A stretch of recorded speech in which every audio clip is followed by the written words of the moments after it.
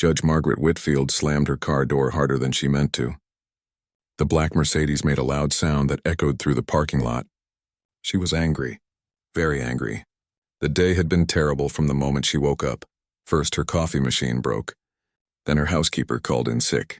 After that, she had to deal with case after case of what she called low-life criminals in her courtroom. People who didn't speak English well.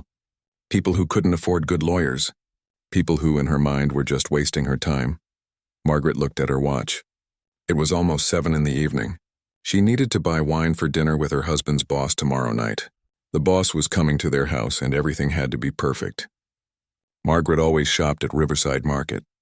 It was the most expensive grocery store in town, the kind of place where people like her belonged. She walked through the automatic doors. Her high heels clicked loudly on the clean floors. Margaret wore a dark blue suit that cost more than most people made in a month. Her blonde hair was pulled back tight. Her jewelry sparkled under the store lights. She looked like money. She looked like power. And she knew it. Margaret walked straight to the wine section. She picked up a bottle that cost $200. Then another one that cost even more. She didn't look at the prices. Money was never a problem for her. Her husband was a successful lawyer. Her father had left her a lot of money when he died. She had never worked a real job in her life before becoming a judge. The store was busy. Working people were shopping after their jobs ended. Margaret looked around with disgust. She saw a woman with 3 children buying cheap food. She saw an old man counting coins to pay for milk. She saw people speaking Spanish to each other. It made her angry. Why couldn't these people shop somewhere else? Margaret got in line at the checkout. There were several lines open, but she picked the shortest one. The cashier was a young woman who looked to be in her 20s.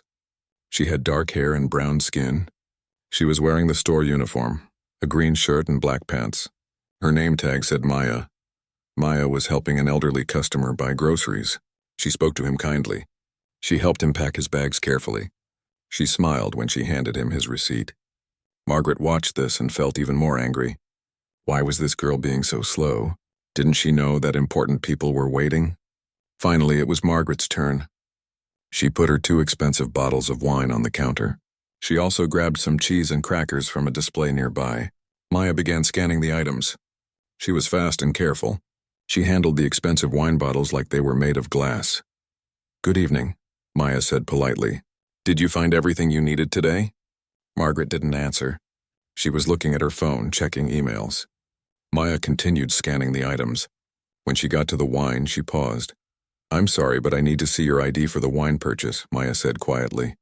Margaret looked up from her phone. Her face showed surprise and anger. "Excuse me? I need to see your identification for the alcohol purchase." "It's store policy," Maya explained. She kept her voice calm and professional. Margaret stared at the young woman. "Are you serious? Do you know who I am?"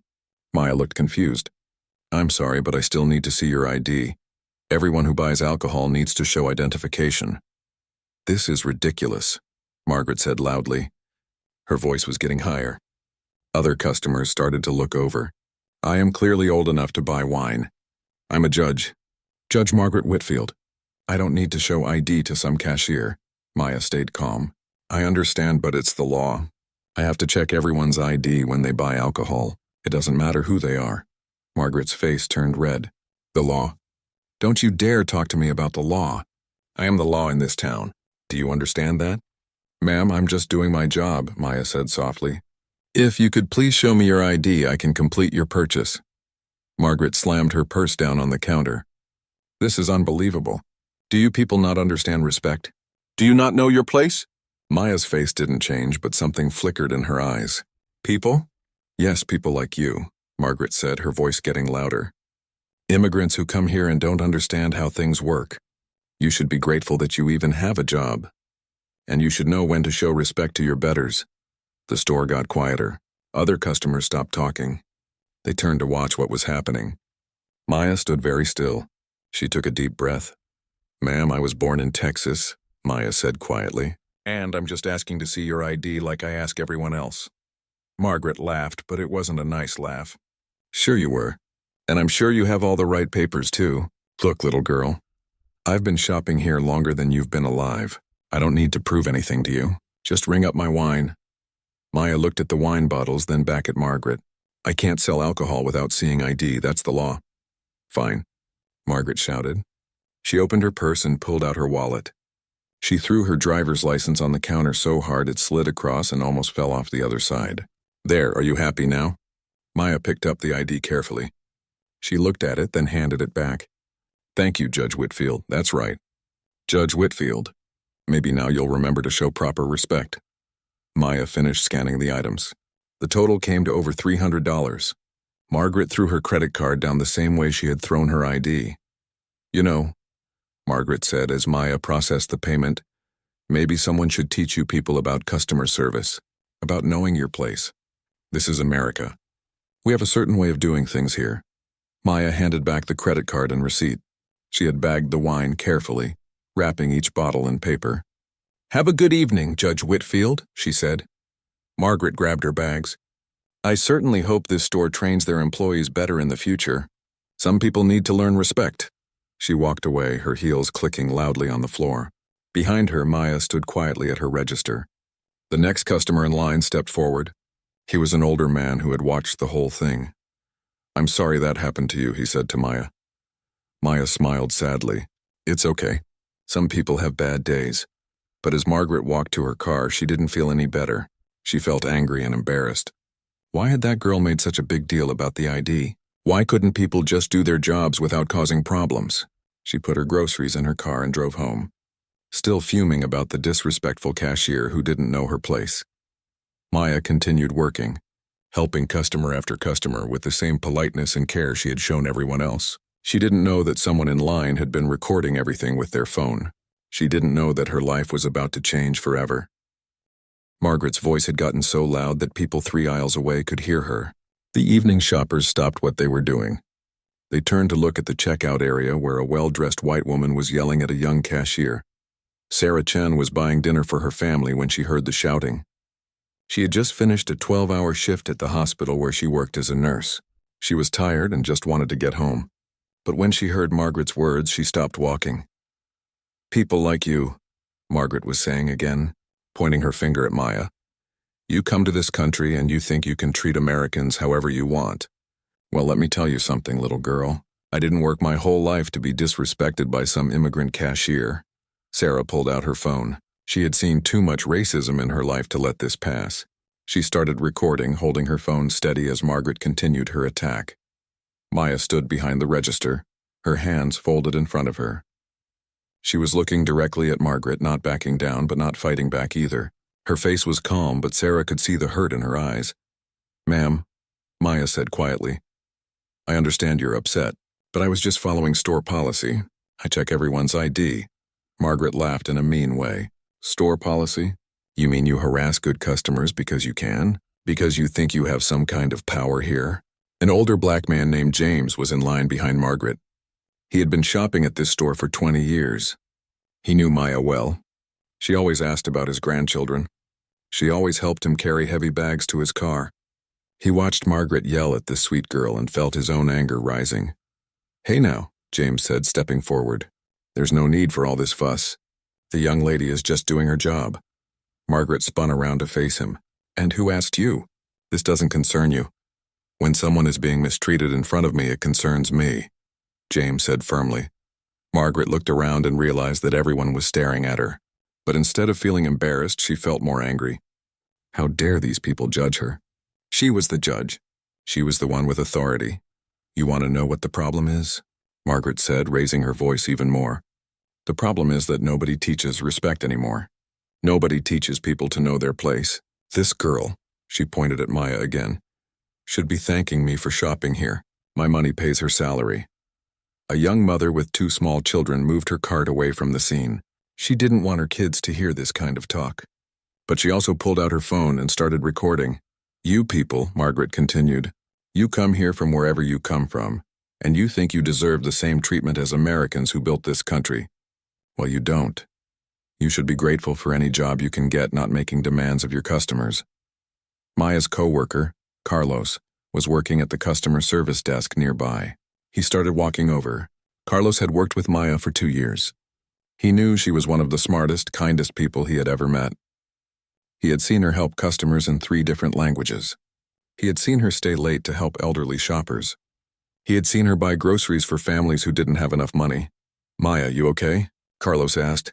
"I'm fine, Carlos," Maya said softly. "Just finishing up here." Margaret turned to Carlos. "Oh, wonderful. Another one. Let me guess, you're going to defend your friend here?"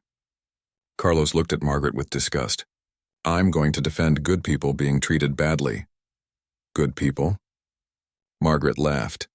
"Do you know who I am?" "I'm Judge Margaret Whitfield. I've been serving this community for 15 years. I decide what happens to criminals in this town. And trust me, I know exactly what kind of people you are." The crowd around them was growing. More customers had stopped shopping to watch. Some were recording with their phones. Others were whispering to each other in shock. They couldn't believe what they were hearing.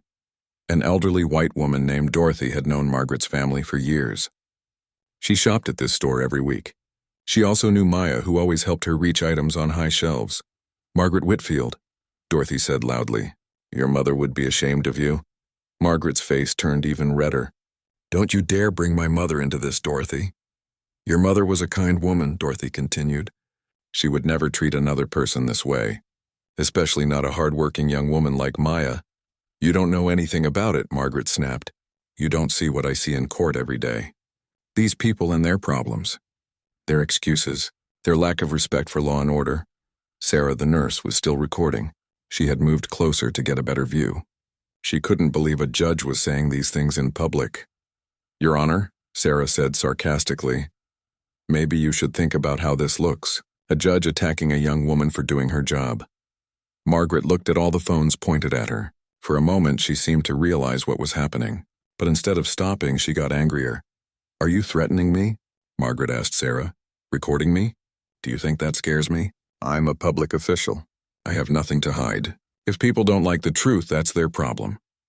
Maya finished processing Margaret's payment. She handed back the credit card with steady hands. She had wrapped the wine bottles carefully in tissue paper and put them in a bag with handles. "Your receipt is in the bag," Maya said politely. "Thank you for shopping with us." Margaret grabbed the bag roughly. "Next time I expect better service. And maybe this store should think about hiring people who understand American values." She started to walk away, but then turned back. "And all of you with your phones," she said to the crowd, "go ahead and post your little videos.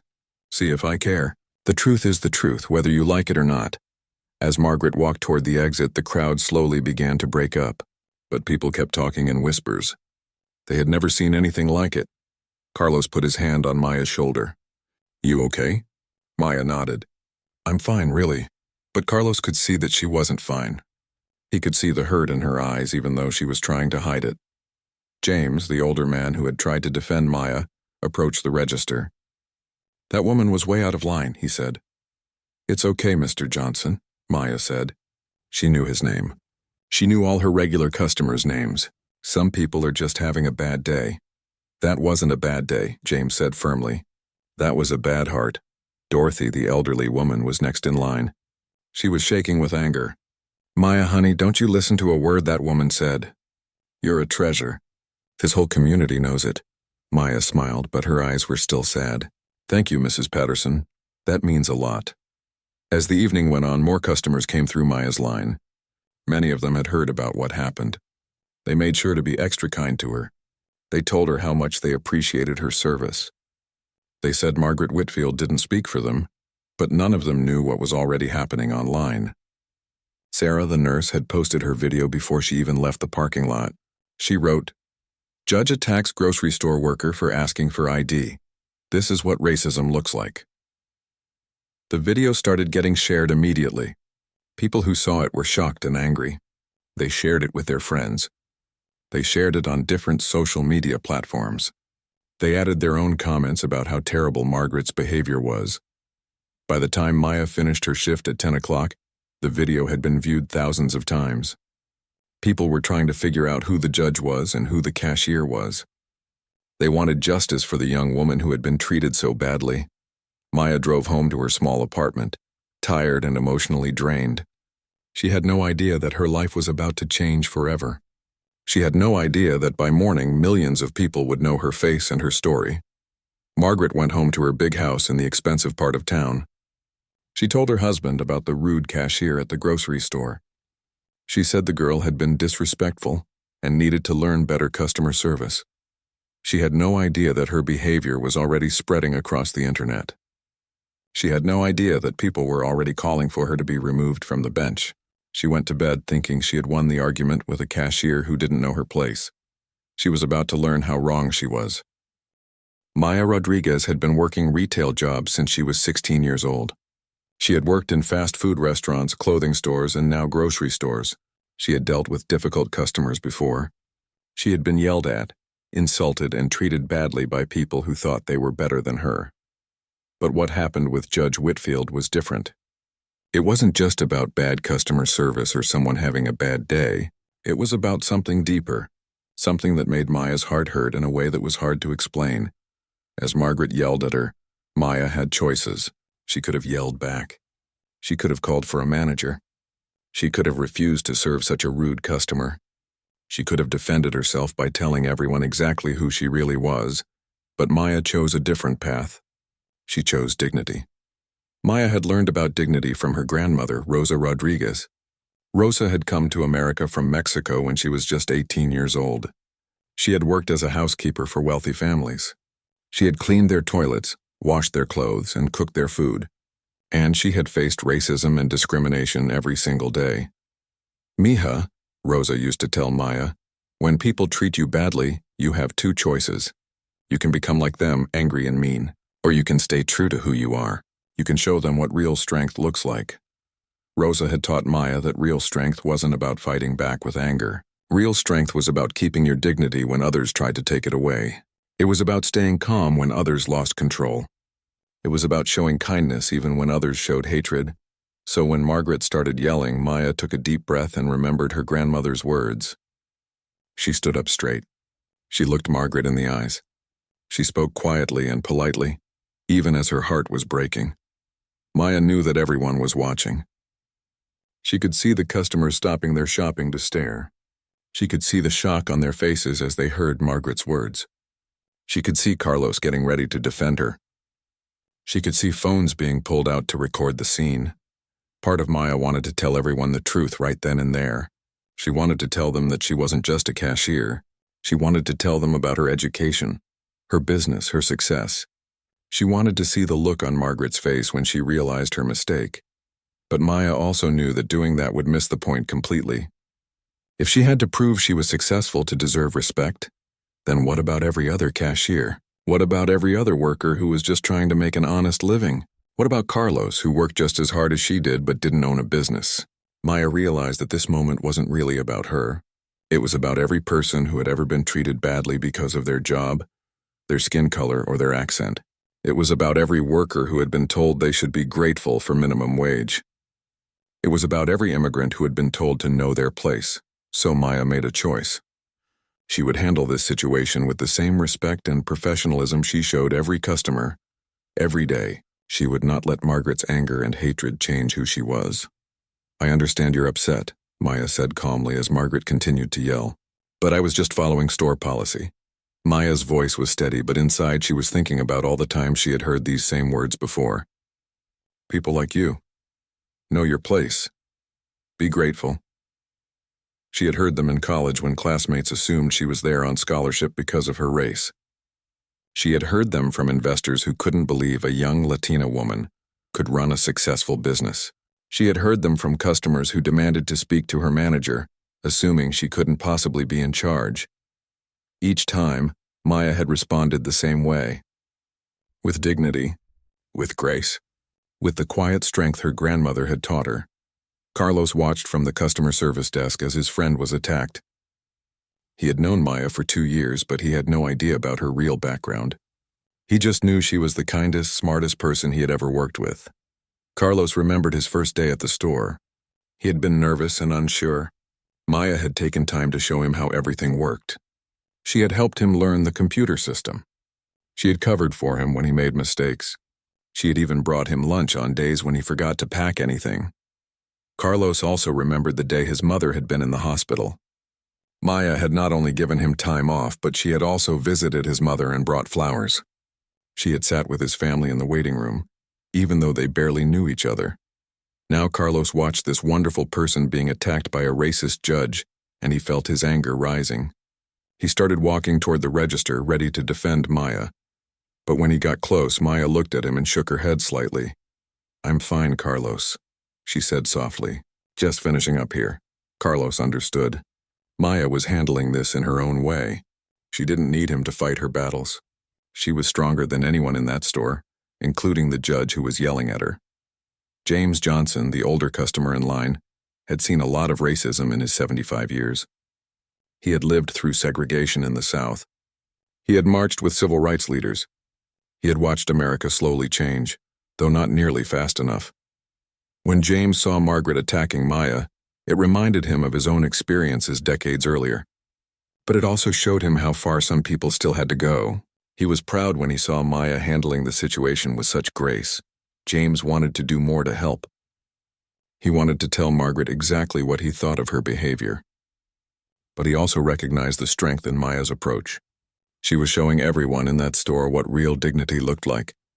After Margaret finally left, James approached Maya's register with his groceries.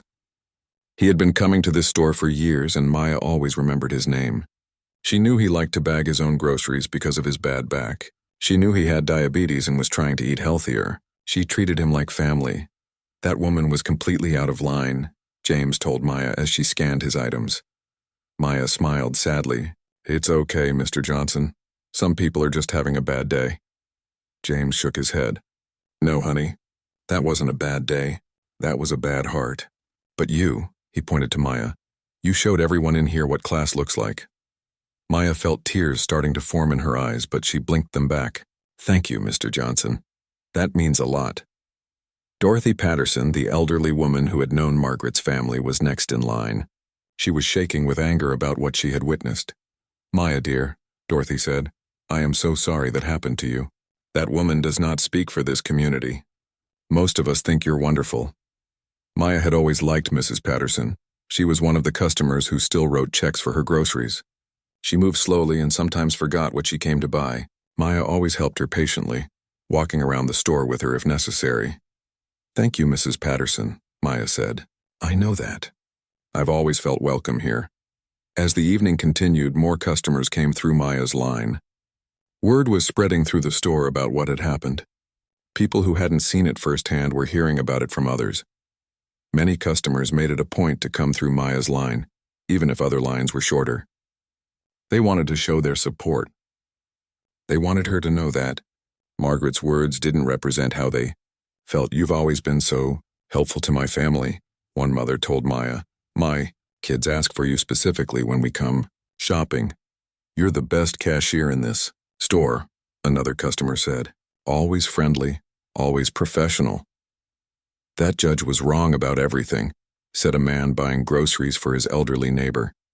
"You're exactly the kind of person that makes this community better." Maya appreciated every kind word, but she also felt sad that it took something like this for people to express their feelings. She wondered how many other workers faced discrimination without anyone speaking up for them. Near the end of her shift, Maya's manager, Lisa, came to talk to her. Lisa had heard about the incident from other employees. She was worried about Maya and angry about what had happened. "Maya, I am so sorry," Lisa said. "That customer had no right to treat you that way.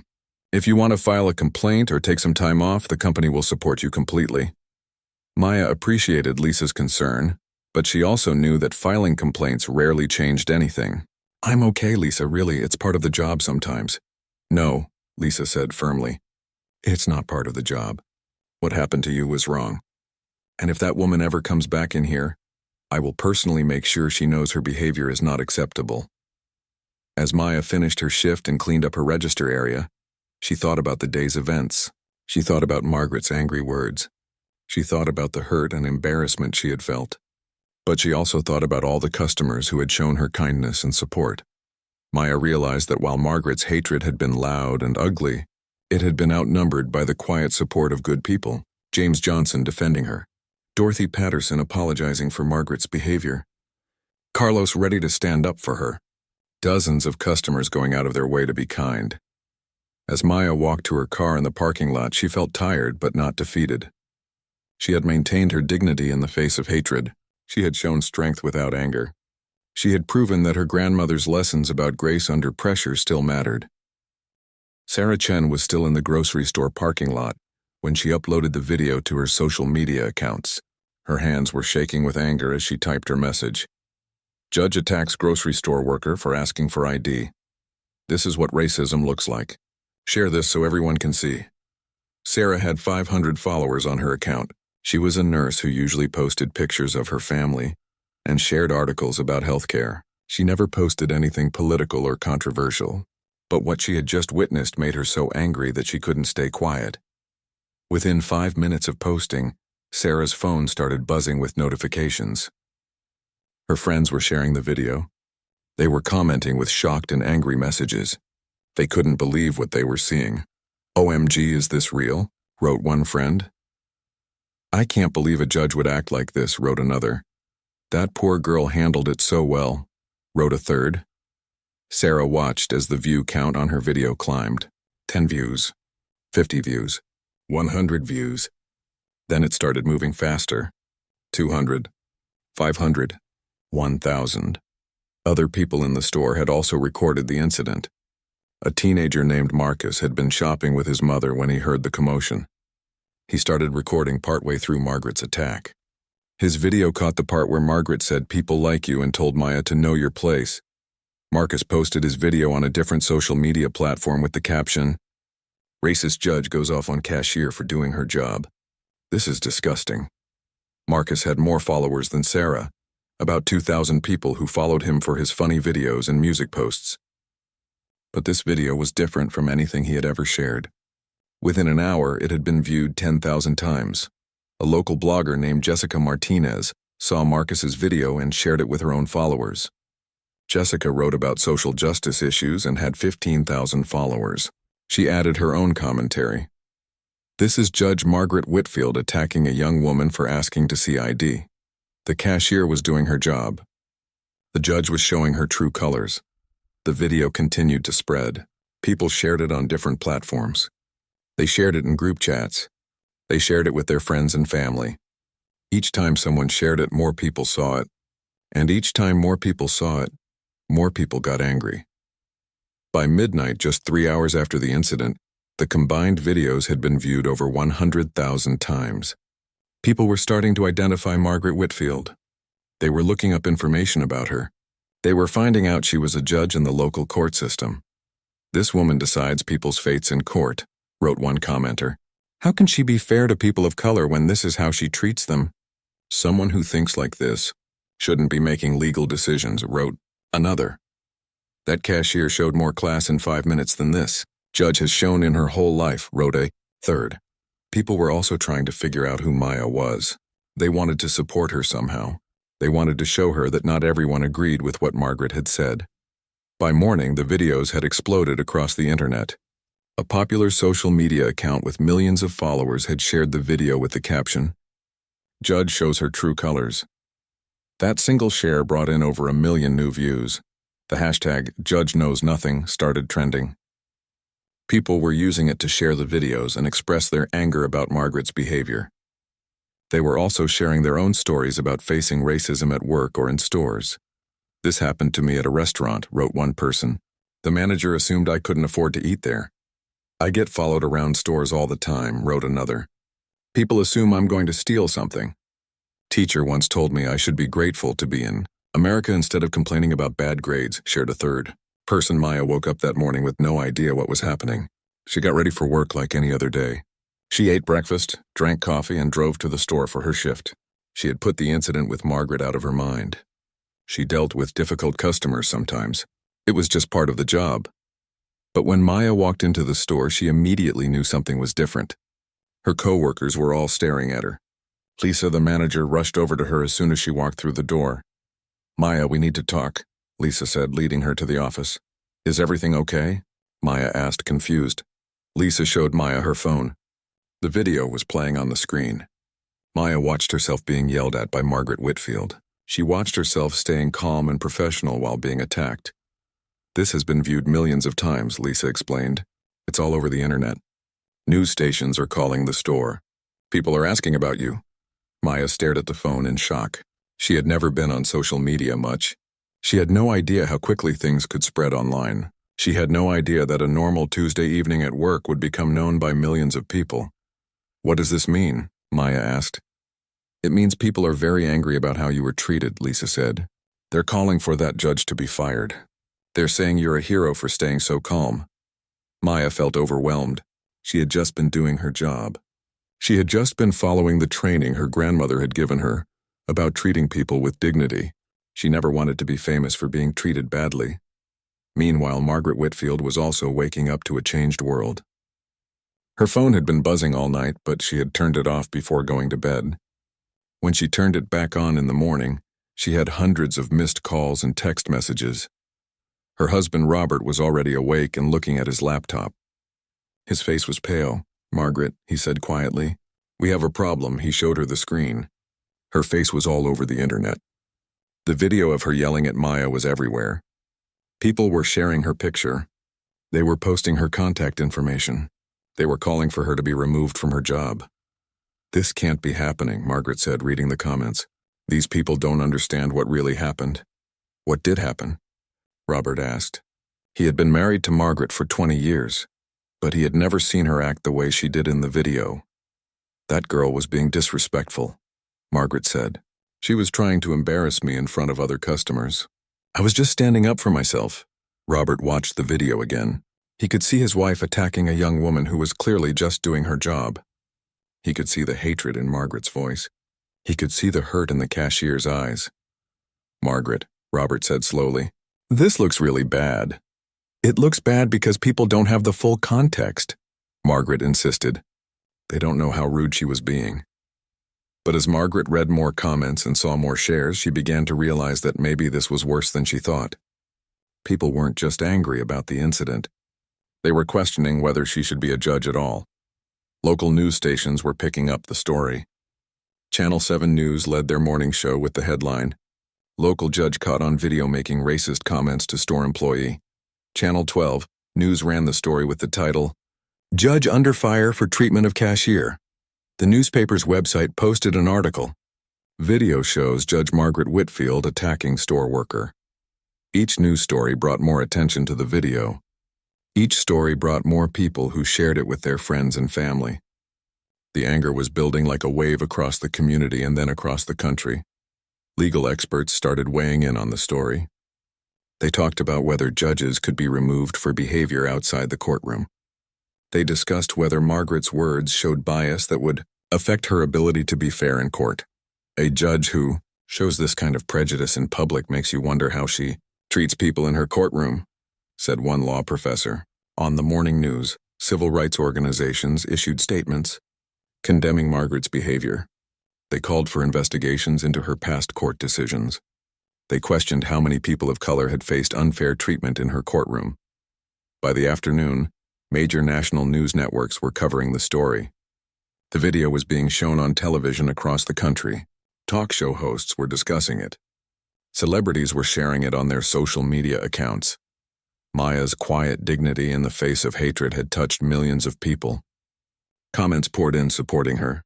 This young woman showed incredible strength and grace. Handled that situation better than most people. Good. She's a role model for how to respond to hatred with dignity. But Maya was hiding in the store's break room, overwhelmed by all the attention. She had never wanted to be the center of a national controversy. She had just wanted to do her job and go home. Lisa knocked on the break room door. Maya, there are reporters outside. They want to interview you. Maya shook her head. I don't want to talk to reporters. I just want this to go away, but it wasn't going away. If anything, it was getting bigger. And neither Maya nor Margaret had any idea that the biggest surprises were still to come. People were digging deeper into the story. Reporters were investigating both women. They wanted to know more about the judge who had shown such hatred. They wanted to know more about the cashier who had shown such grace. What they were about to discover would shock everyone, including Margaret Whitfield herself. Judge Patricia Martinez had been watching the video on her phone for the third time when her assistant knocked on her office door. As the chief judge of the district, Patricia was responsible for overseeing all the judges in the area, including Margaret Whitfield. Judge Martinez, her assistant said, "The phones haven't stopped ringing. The media wants statements about Judge Whitfield. The State Judicial Board is asking for reports, and there are protesters gathering outside the courthouse." Patricia set down her phone and rubbed her temples. In 30 years on the bench, she had never dealt with anything like this. She had seen judges make mistakes in court. She had seen judges have personal problems, but she had never seen a judge caught on video displaying such clear racial bias in public. "Get me Margaret Whitfield on the phone," Patricia said, "and call an emergency meeting with the Judicial Conduct Board for this afternoon." While Patricia was dealing with the administrative nightmare, Margaret was hiding in her house. She had turned off her phone after receiving hundreds of angry calls and text messages. She had closed all the curtains because news vans were parked outside her home. Margaret's husband, Robert, had gone to work, but he called every hour to check on her. Her adult children had also called, confused and embarrassed by what they were seeing online. "Mom, what were you thinking?" her daughter Jennifer had asked during their morning call. "I wasn't thinking anything," Margaret had replied angrily. "I was just trying to buy groceries and that girl was being difficult." "Mom, I watched the video. She was just asking for your ID, that's normal."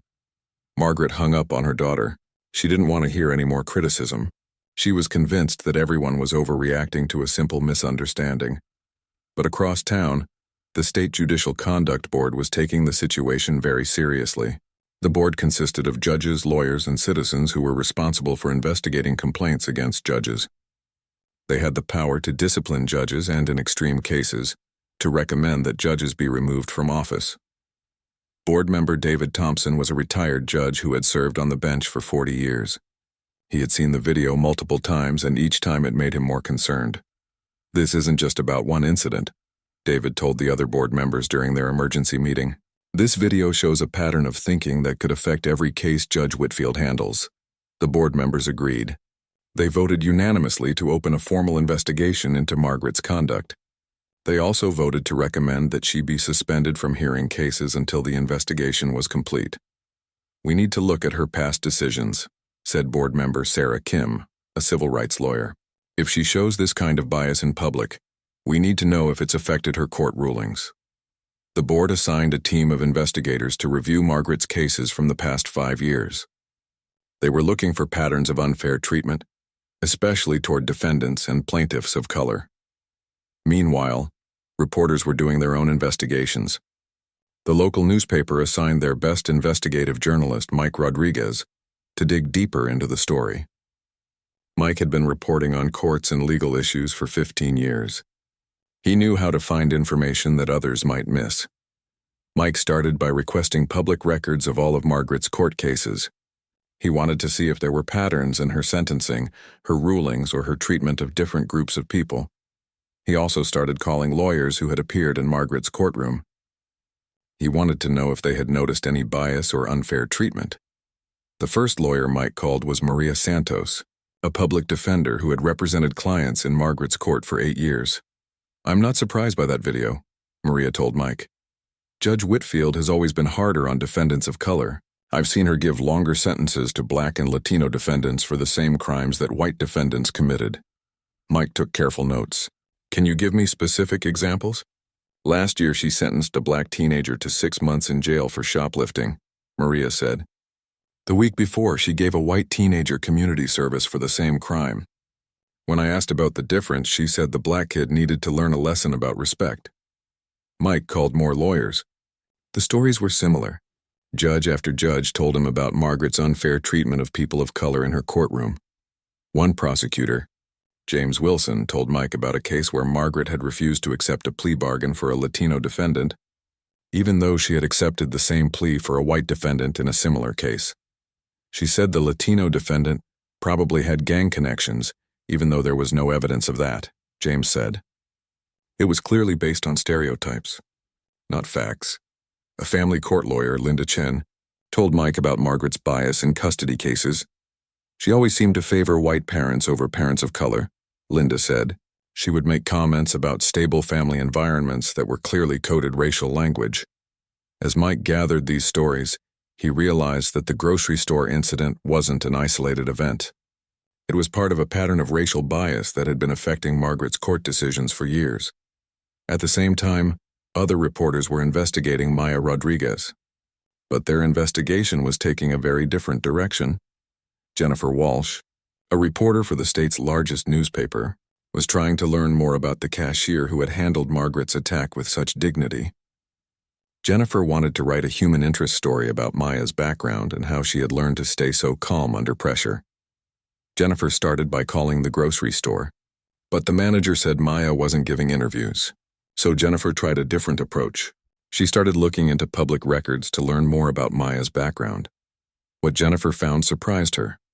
In the business registration database, she found a company called Rodriguez Community Markets that was owned by someone named Maya E. Rodriguez. The address listed for the company was the same grocery store where the incident had happened.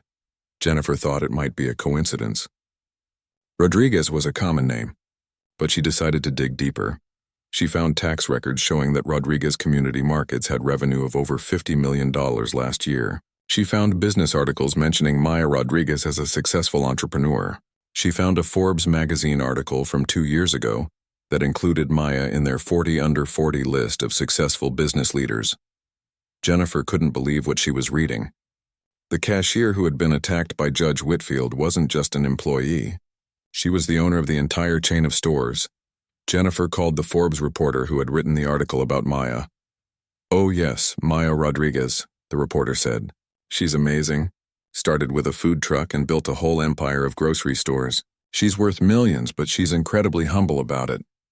"Does she still work in the stores?" Jennifer asked. "She works 1 shift a week at her original location to stay connected with her employees and customers. She's very hands-on." Jennifer realized she had stumbled onto the biggest part of the story. The woman that Margaret Whitfield had told to know her place was actually one of the most successful business people in the state. Jennifer tried calling Maya's business office, but Maya's assistant said she wasn't giving interviews about the incident. But Jennifer kept digging. She found Harvard Business School records showing that Maya had graduated with honors. She found articles about Maya's charity work and community involvement. She found photos of Maya accepting awards for her business success and community service. The more Jennifer learned about Maya, the more incredible the story became. This wasn't just about a judge attacking a cashier. This was about a judge attacking someone who was far more successful and accomplished than the judge herself. Jennifer called her editor. "You're not going to believe what I found out about that cashier." Back at the courthouse, Judge Patricia Martinez was dealing with the growing crisis. The Judicial Conduct Board had officially suspended Margaret from hearing cases. Protesters were demanding her complete removal from the bench. And now lawyers were coming forward with stories about Margaret's bias in court. Patricia called Margaret's house, but there was no answer. She left a message. "Margaret, you need to call me immediately. This situation is getting worse and we need to talk about your future on the bench." Margaret was sitting in her living room, staring at the closed curtains, when she heard Patricia's message. She knew her career was in trouble, but she still believed that everyone was overreacting. Margaret had no idea that reporters were uncovering years of bias in her court decisions. She had no idea that the Judicial Conduct Board was building a case that could end her career, and she had no idea that the cashier she had attacked was about to be revealed as one of the most successful business owners in the state. The investigation was just beginning, but already it was clear that this story was much bigger than anyone had imagined. Margaret's attack on Maya had opened a door that revealed years of judicial bias and misconduct. And Maya's quiet dignity was about to be revealed as the response of someone who had achieved far more success than the judge who had tried to shame her. The truth was coming out, and it was going to shock everyone. Jennifer Walsh had been a reporter for 15 years, but she had never broken a story this big. She sat at her desk, staring at all the information she had gathered about Maya Rodriguez. The more she learned, the more incredible the story became. Maya wasn't just successful, she was extraordinary. Jennifer had found records showing that Maya owned 12 grocery stores across 3 states. Her company employed over 200 people. Her net worth was estimated at over $15 million. She had been featured in business magazines as one of the most innovative entrepreneurs in the country. But the most amazing part was Maya's background. Jennifer had found Maya's Harvard Business School thesis, which was about creating affordable grocery stores in underserved communities. Maya had turned her academic research into a real business that was helping thousands of families access fresh, healthy food. Jennifer called her editor, Tom Morrison, who had been in the newspaper business for 30 years. "Tom, this story is incredible," Jennifer said. "The cashier that Judge Whitfield attacked isn't just any employee. She's the owner of the entire chain. She's worth millions of dollars." Tom was quiet for a moment. "Are you sure about this?" "I've triple-checked everything," Jennifer said. "Maya Rodriguez graduated from Harvard Business School with honors. She built her business from nothing. She started with a food truck 10 years ago, and now she owns 12 stores. She's been written about in Forbes, Businessweek, and Entrepreneur magazine. And she was working as a cashier when this happened. She works one shift a week at her original store to stay connected with her employees and customers," Jennifer explained. "It's something she's always done, even as her business grew."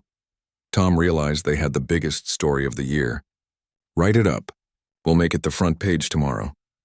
But Jennifer wanted to do more than just report the facts. She wanted to understand who Maya really was. She started calling people who knew Maya personally and professionally. She called Dr. Richard Stevens, Maya's business professor at Harvard. "Maya was one of my best students," Dr. Stevens said. "She had this vision of using business to help communities. She wasn't interested in just making money. She wanted to make a difference."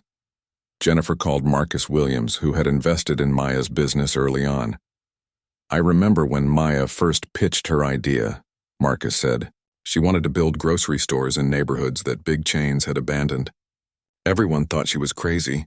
How could you make money selling groceries in poor areas? But Maya understood something others didn't. She understood that people in these communities deserved good food and good service." Jennifer called Elena Vasquez, who managed one of Maya's stores. "Maya is the best boss I've ever had," Elena said. "She pays us well, gives us good benefits, and treats us like family. She knows all our names, asks about our children, and helps us when we're having problems. When my son needed surgery last year, Maya made sure I could take time off and still get paid."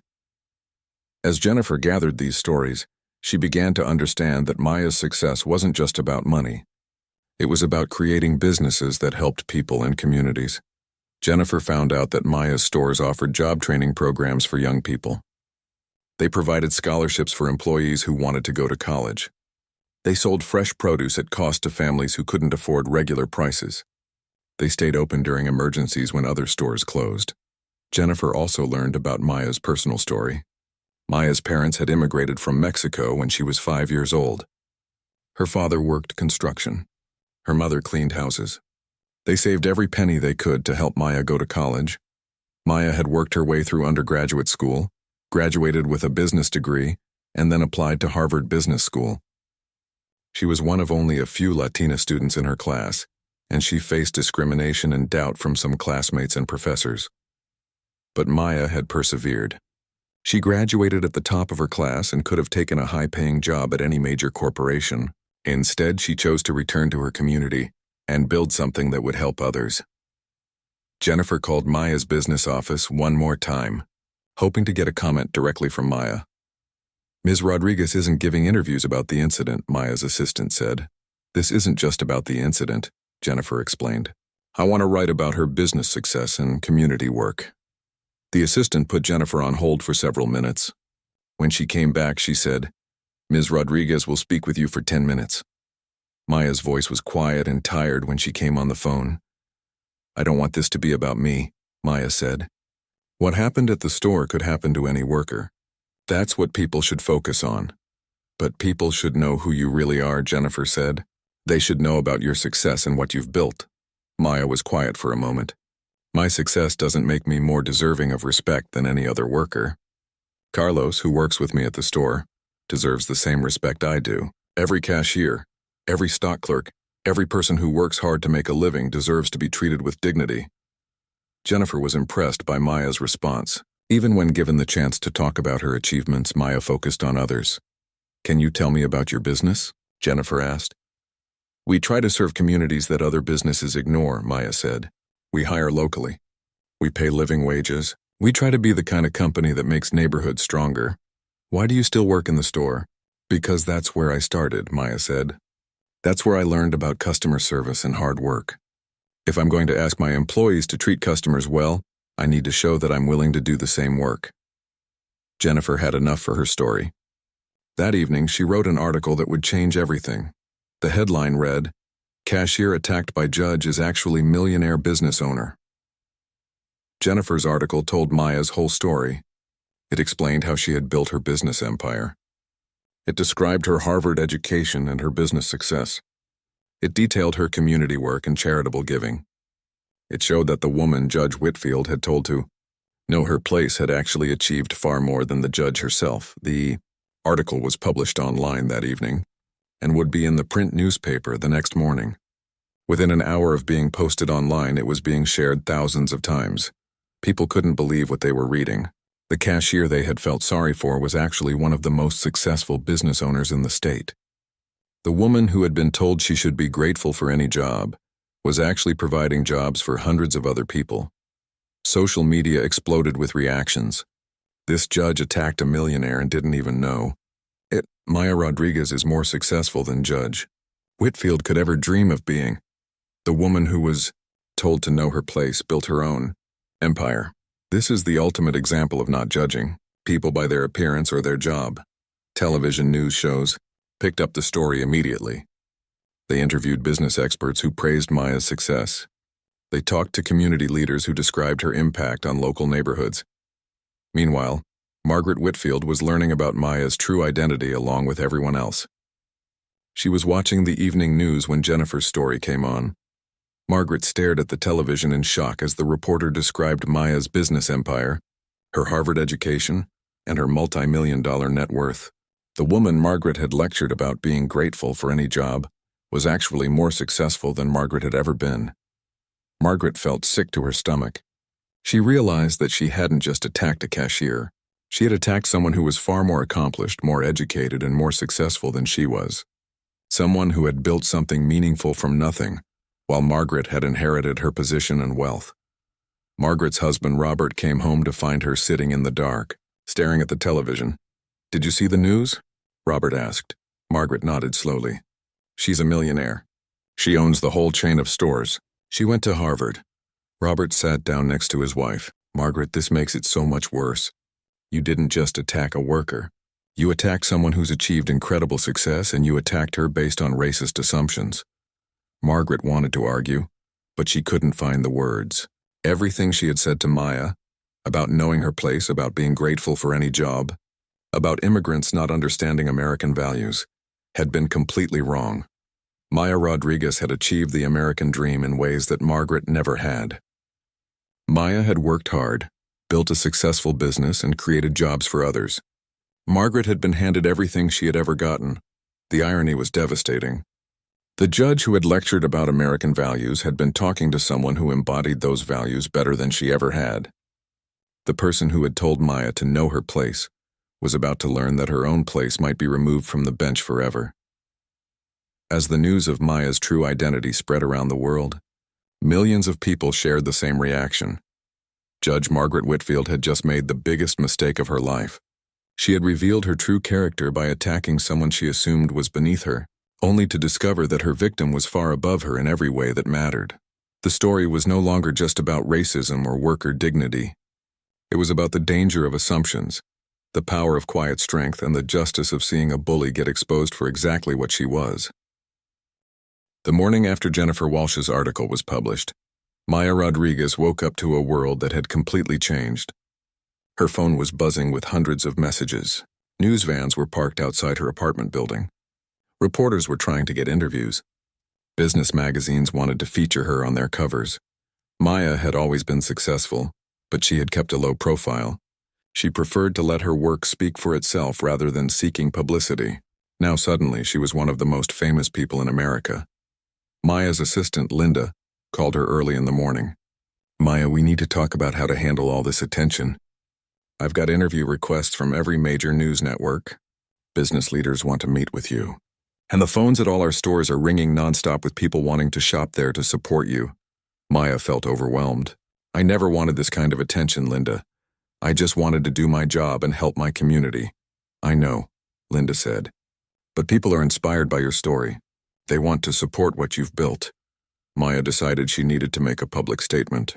She couldn't hide from the attention forever, and she realized she had an opportunity to use this moment for good.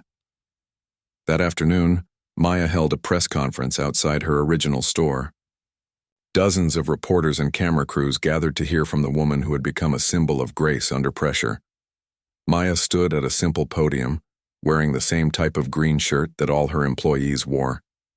She looked calm and confident, but those who knew her could see she was nervous. "Thank you for coming," Maya began. "I want to say a few things about what happened this week."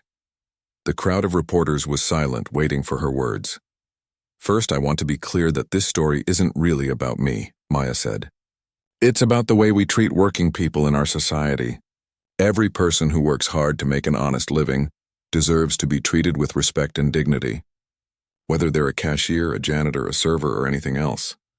Maya paused and looked out at the crowd. "What happened to me happens to workers all across this country every day. The only difference is that this time it was caught on video, and people found out about my background. But my education or my business success shouldn't be what makes me deserving of respect. Every worker deserves respect." A reporter raised her hand. "Ms. Rodriguez, what was going through your mind when Judge Whitfield was yelling at you?" Maya thought for a moment. "I was thinking about my grandmother, who taught me to respond to hatred with dignity. I was thinking about all the workers who face this kind of treatment without anyone standing up for them, and I was thinking about how to stay true to my values even when someone was trying to tear me down." Another reporter asked, "How do you feel about Judge Whitfield now that you know she's facing disciplinary action?" Maya's answer surprised everyone. "I don't feel happy about someone losing their job, even someone who treated me badly. But I do think that people in positions of power need to be held to high standards. Judges especially need to treat all people fairly, regardless of their race or background." "What message do you want people to take from this situation?" another reporter asked. Maya smiled slightly. "Don't judge people by their appearance or their job. Treat everyone with kindness and respect, and remember that the person serving you might have a story you never imagined." After the press conference, Maya announced that she was starting the Dignity at Work Scholarship Fund. The fund would provide money for education and job training to young people from immigrant families who wanted to start their own businesses. "This fund is for everyone who has been told they don't belong or that they should be grateful for whatever they can get," Maya said. "It's for people who want to build something meaningful and help their communities." The response to Maya's announcement was immediate and overwhelming. Donations poured in from around the country. Other business owners pledged to match contributions. Within a week, the fund had raised over $2 million. Business leaders started reaching out to Maya with partnership offers and investment opportunities. The publicity had made her already successful company even more valuable. But Maya was careful about which opportunities she accepted. She only wanted to work with people who shared her values about treating workers fairly and helping communities. Maya's stores became destinations for people who wanted to show their support. Sales increased dramatically. People drove from hours away just to shop at Rodriguez community markets. They wanted to support a business owner who had shown such grace and dignity. Maya used the increased attention to highlight her employees and their stories. She featured workers on her company's social media accounts. She talked about their achievements and their dreams. She made sure that the spotlight wasn't just on her, but on all the people who helped make her business successful. Meanwhile, Margaret Whitfield was experiencing the opposite transformation. While Maya's reputation was soaring, Margaret's was crashing down completely. The Judicial Conduct Board had accelerated their investigation after learning about Maya's true identity. The contrast between Margaret's inherited privilege and Maya's earned success made Margaret's attack look even worse.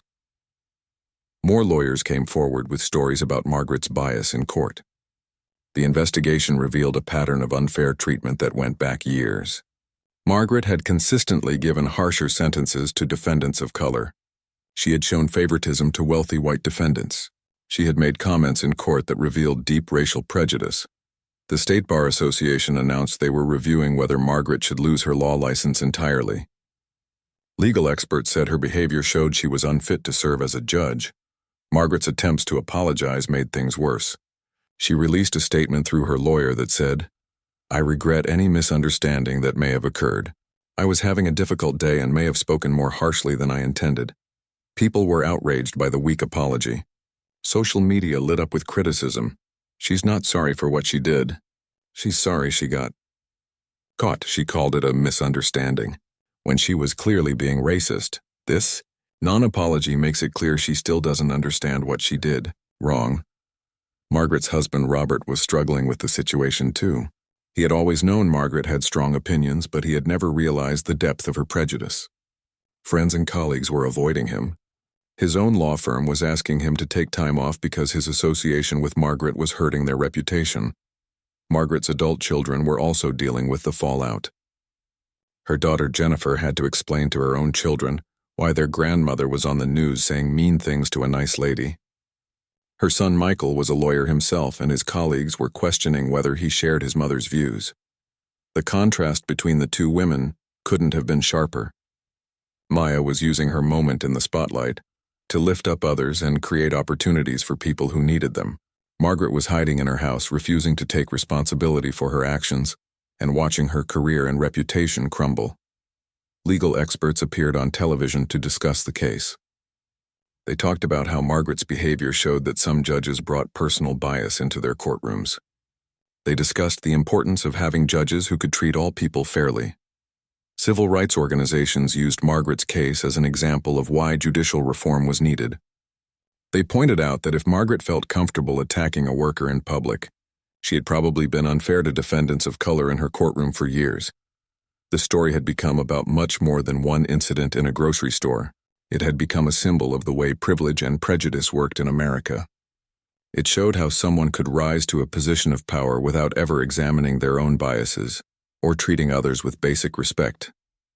Maya's success story, on the other hand, had become an inspiration to millions of people. She showed that hard work, dignity, and treating others well could lead to real achievement.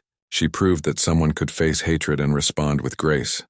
The tables had completely turned. The judge who had tried to shame a cashier for not knowing her place was about to lose her own place on the bench. The cashier who had been told she should be grateful for any job was being celebrated as one of the most successful business leaders in the country. Margaret Whitfield had learned the hardest lesson of her life. When you attack someone based on assumptions and prejudice, you might discover that you're the one who doesn't know your place at all. 6 months after the incident at Riverside Market, the consequences were still unfolding for both women involved.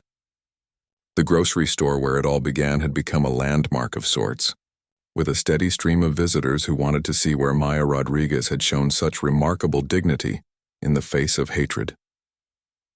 Margaret Whitfield sat in her lawyer's office, signing the final papers that would end her career as a judge. The Judicial Conduct Board had completed their investigation and found overwhelming evidence of bias and misconduct.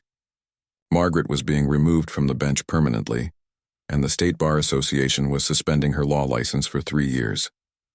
This could have been much worse, her lawyer David Kim told her. If you had fought the charges, they might have pursued criminal charges for civil rights violations. Margaret nodded numbly. She had lost everything, her career, her reputation, her sense of who she thought she was.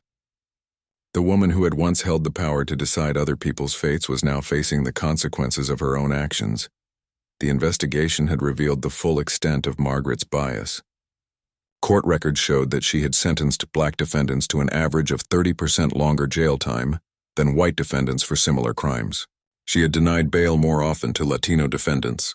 She had interrupted and lectured defendants of color in ways she never did with white defendants. Dozens of cases were being reviewed and potentially overturned. People who had been unfairly sentenced were being released from jail. Families who had been torn apart by Margaret's biased decisions were finally getting justice. Margaret's personal life had fallen apart too. Her husband Robert had filed for divorce, saying he couldn't stay married to someone whose values were so different from his own. Her children spoke to her rarely, and her grandchildren had been told they couldn't see her until she got help for her anger problem. Margaret had been forced to sell her big house to pay for legal fees. She was living in a small apartment and seeing a therapist who specialized in helping people overcome prejudice and bias.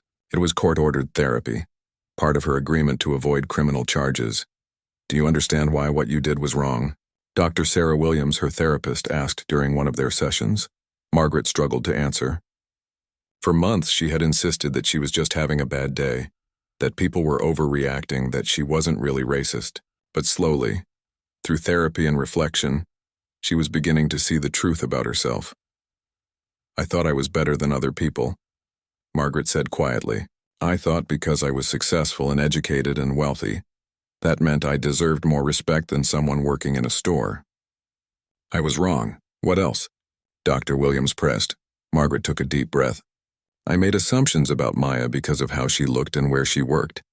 I assumed she was uneducated, that she was probably an immigrant, that she didn't deserve the same treatment I expected for myself. I was completely wrong about all of it." The hardest part for Margaret was realizing that her prejudice hadn't started with the grocery store incident.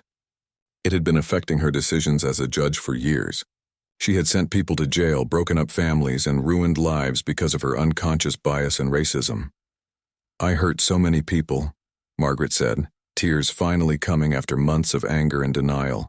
"All those defendants who came before me, and I judged them before I even heard their cases. I became exactly the kind of judge I swore I would never be." Meanwhile, Maya Rodriguez was using her newfound fame to make a positive impact far beyond what she had ever imagined. The Dignity at Work Scholarship Fund had grown to over $10 million, providing education and business loans to hundreds of young entrepreneurs from immigrant and minority families.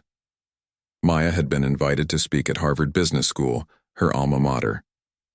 She stood in the same classroom where she had once been one of only a few Latina students, now addressing a diverse group of future business leaders. "Success isn't just about making money," Maya told the students. "It's about how you treat people on your way up, and what you do with your success once you achieve it. Every interaction you have is a chance to lift someone up or tear them down. Choose to lift people up." A student raised her hand.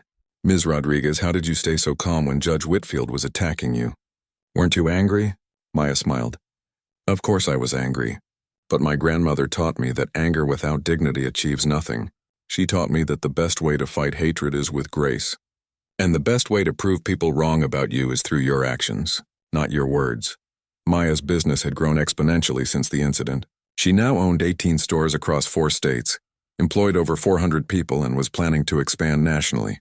But she had stayed true to her values, continuing to work 1 shift per week at her original store. Carlos, her co-worker from that night, had been promoted to assistant manager and was taking business classes that Maya's company was paying for. Many of her employees had received promotions, raises, and educational opportunities as Maya used her increased profits to invest in the people who had helped build her success. "Maya never changed," Carlos told a reporter who was writing a follow-up story. "She's still the same person who helped me on my first day, who asks about my family, who treats everyone like they matter. The only difference is that now the whole world knows what we've always known. She's extraordinary." The grocery store where the incident happened had become a pilgrimage site for people who wanted to show support for Maya and for workers everywhere. The store had to hire extra security to manage the crowds, but Maya insisted that all visitors be welcomed warmly. Maya had also used her platform to advocate for worker rights and dignity. She testified before Congress about the need for better wages and working conditions. She partnered with labor organizations to improve treatment of retail workers. She funded research into workplace discrimination and bias. "What happened to me was caught on video and went viral," Maya said during her congressional testimony. "But this kind of treatment happens to workers every single day without anyone noticing or caring. We need to do better as a society." Maya's story had inspired other business leaders to examine their own practices. Companies across the country implemented new training programs about respectful customer service and workplace dignity. Business schools started teaching courses about ethical leadership and social responsibility. The incident had also sparked a broader conversation about racism and bias in the justice system. Margaret's case led to reforms in judicial training and oversight. New procedures were put in place to identify and address bias among judges and court officials. 1 year after the incident, Maya was featured on the cover of Time magazine as one of the most influential people of the year. The article, titled "The Power of Quiet Dignity," told her story and its impact on American society. Margaret saw the magazine cover while waiting in a doctor's office. She stared at Maya's picture on the cover, confident, successful, inspiring. The woman Margaret had tried to humiliate was now being celebrated around the world. Margaret felt a deep shame that was different from the anger and denial she had felt before. This wasn't about her anymore. This was about understanding the real damage she had done and trying to find a way to make things right. After a year of therapy, Margaret had finally written a real apology letter to Maya. Not through lawyers or public statements, but a personal letter that took her weeks to write. "Dear Ms. Rodriguez," the letter began, "I know that nothing I say can undo the hurt I caused you or the damage I did to others throughout my career. I was wrong in every possible way. I attacked you based on racist assumptions and prejudice that I had carried for years without examining. I have spent this year in therapy learning about my own bias and the harm it caused. I have learned that my actions as a judge affected hundreds of people unfairly. I have learned that privilege and position mean nothing if they are not used to help others rather than hurt them. You showed grace and dignity when I showed hatred and ignorance. You responded to my worst behavior with your best character. You have used the attention from this incident to help others and make the world better. I have no right to ask for your forgiveness, but I want you to know that I am working every day to become a better person.